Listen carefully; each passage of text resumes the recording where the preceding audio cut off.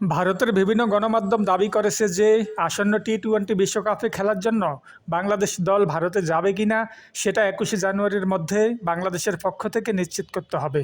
যদি নিরাপত্তার অজুহাতে বাংলাদেশ ভারতে খেলতে না যায়, তাহলে র্যাঙ্কিং এর পরবর্তী দল হিসাবে স্কটল্যান্ডকে খেলার সুযোগ দেবে আইসিসি। কিন্তু বাংলাদেশ ক্রিকেট বোর্ডের পক্ষ থেকে জানানো হয়েছে যে বাংলাদেশ ক্রিকেট বোর্ড আইসিসির কাছ থেকে এই ধরনের কোনো নির্দেশনা পায়নি।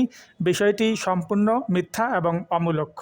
এদিকে পাকিস্তান ক্রিকেট বোর্ড স্পষ্টতই জানিয়ে রেখেছে যে যদি বাংলাদেশ আসন্ন আইসিসি টি-20 বিশ্বকাপ খেলতে ভারতে না যায়, তাহলে তারাও বিশ্বকাপে দল পাঠাবে না।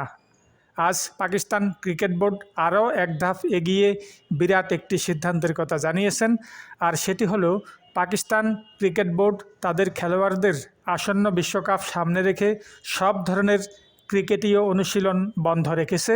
এখন এটি স্পষ্টতই বলা যায় যে বাংলাদেশ যদি আসন্ন টি-20 বিশ্বকাপ খেলতে ভারতে না যায়, তাহলে পাকিস্তানও বিশ্বকাপে তাদের দল পাঠাবে না, এটি মোটামুটি নিশ্চিত।